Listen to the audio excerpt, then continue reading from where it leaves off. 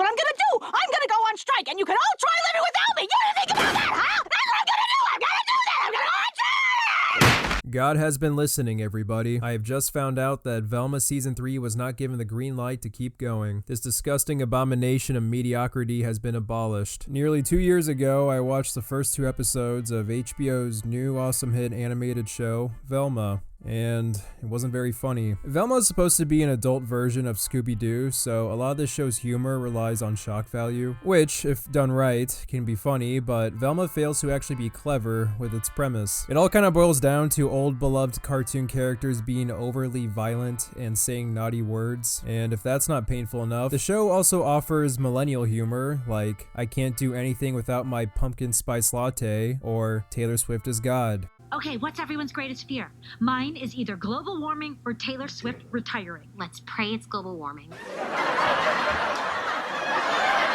Was there ever a point that Velma was entertaining? Well, I did enjoy that one scene where our main protagonist got hit by a car. That was a little funny. Other than that, there's not much more praise I can give it, but today I say we give this show one more chance. We're gonna go ahead and take a look at the finale of Velma Season 2 to conclude whether the show deserved to be canceled or not. Let's get started. So if you haven't been keeping up with the show, good. But if you want to know, Velma died, the character, not the show, in the second to the last episode, and now the gang is trying to bring her back to life. And basically, she was killed by Scrappy-Doo, who used to be the worst thing about the Scooby-Doo franchise, until, of course, this show was made. Unfortunately, Velma is a ghost now, so it's the same shit, but she's see-through now.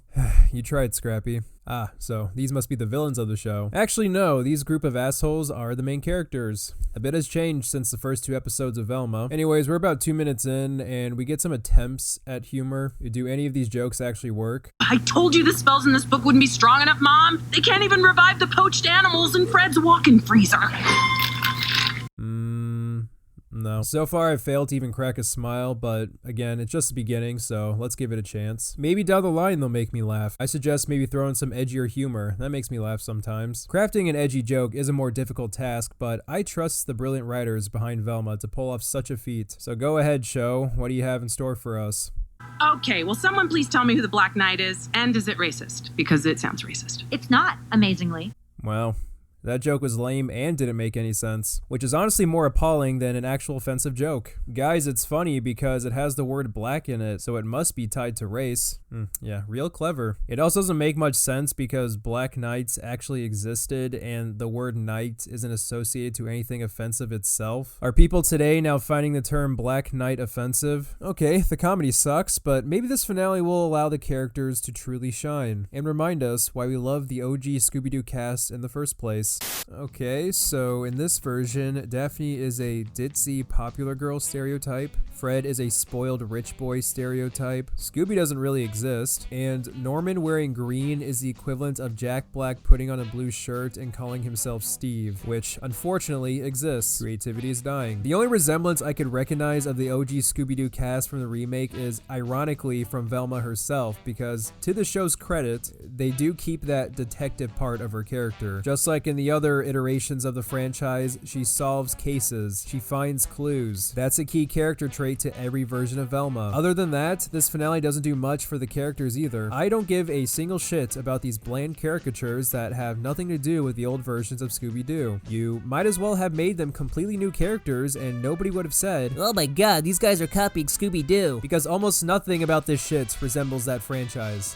We learned that the infamous Black Knight was killed by a group of popular kids at a graveyard party, so his ghost now kills the people who wear sexy costumes. It's funny because the premise of this finale sounds ridiculous. Oh wait, it's actually just ridiculous. Pushed by the ghost of the Black Knight. Yeah, no, this sounds like good old puritanical propaganda against sexual expression. Thank you. Just admit you all hate your kids wearing sexy costumes. Yeah, let's allow teenagers to wear skimpy Wait, what the fuck? So, Smellma finds out there's an evil talking book that wants to control her with magic. If only. And then gets attacked by some sort of ghost. Now, I want you to pay attention to the pacing in this sequence and see if you notice something. We're doing sexy pottery later. Well, it looks like it's just you and me, jerk. That won't help you down, Velma. What? Ah! It doesn't take time to breathe. The whole show is like this. The scenes move way too fast and it feels half-assed. It's like the show just wants to be done and over with, so it speeds up everything. Usually in a scene like this with a big reveal, it would have more of a sense of build-up, or, actually try to be scary. So you want to take your time with scenes like this. First time watching it, I didn't know what was really happening or what I was supposed to notice. I know this is supposed to be a comedy, but a fun little twist that could have been done for Velma was to have an adult Scooby-Doo show and actually try to make it scary. Smiling Friends is a comedy first and foremost, but it can still craft frightening imagery. This might come off as a nitpick, but little stuff like this does matter. The buildup of the ghost doesn't really mean much because it's shot like the rest of the show and moves at a lightning pace. Anyways, Blackie gets ready for the sexy Halloween party by dressing up as Pinky from Pinky and the Brain. Nope, still not laughing. And we get a scene where his girlfriend touches him all creepily in public. Yeah, I hate to pull the if the roles were reversed argument, but actually, no, it's very fitting here. If Norman touched his girlfriend like that, damn well Velma's ghost would pop out of his poop hole to rant about problematic men. Oh, that's a nice reception, but I can only stay a minute. Now, what's so urgent? I think she's talking about me. Sweetie! Oh, hey, look, a celebrity cameo from a celebrity I don't know. I sure do hope there's an obnoxious song from them near the climax of the episode. Oh, what fun. Actually, Saweetie, I don't know if I said her name right, doesn't really do what she's known for, which is rapping. I guess this celebrity didn't even want to put in all of her effort either. Can't say I blame her. It's fucking Velma. Apparently the Hex Girls were supposed to be in the finale instead of Saweetie, which on one hand would have been kind of cool. The band is a staple in the Scooby-Doo community. On the other hand, they would have been written by the people behind Velma, so, probably best they weren't included, so this iteration of them wouldn't be completely botched.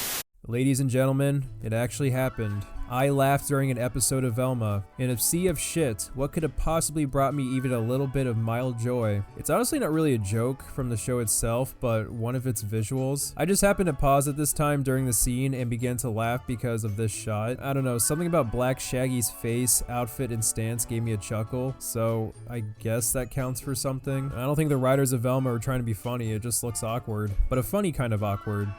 Back to the story, something that was established in the last episode is that Velma can possess people as a ghost. Why am I bringing this up? Well, Velma's trying to come back to the living, and there was probably about a bajillion times that ghost ability would have come in handy to bring her back to life. As a ghost, Velma can also interact with objects while being intangible. Yeah, her being a ghost is pretty inconsistent, and the show doesn't really do anything creative with it or address the limitations of being a ghost. We even see this level of inconsistency with the Black Knight himself. There's a joke that the Black Knight is too physically weak to get his revenge by throwing his victims against the wall, but we see him lift like 10 people at the same time. Hey, listen, if this was like Family Guy or something, I wouldn't care, because Family Guy is completely episodic. Velma, on the other hand, has an ongoing plot, so I do expect the characters to follow the world's own rules. World building is an actual thing in this show. When writers pay attention to that level of detail, it shows a level of care and allows the audience to appreciate the writer's creation more. However, nothing in Velma stands out.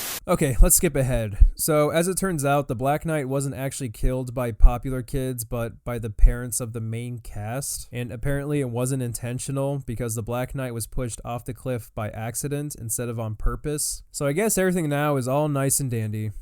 Except for the parents getting away with manslaughter, but we're just gonna ignore that tiny little detail. The very bland and mediocre climax finally arrives. Nothing really interesting happens, except for Velma getting dragged to hell. Very fitting, might I add. And her soul being trapped in damnation forever. Oh hey, maybe we all get our happy ending after all. Oh, god damn it. But wait a minute. How is Velma still alive, Dirt? You'll make a wonderful disciple of evil. Thank you, Richard Kind. Again, this is not actually Richard. Oh, wait. I just realized I don't care. And just like the Acolyte, we end on a cliffhanger. Let the meltdown commence. Oh wait, unlike the Acolyte, which actually has somewhat of a fan base, literally nobody gives a shit about Velma enough to cry over its cancellation.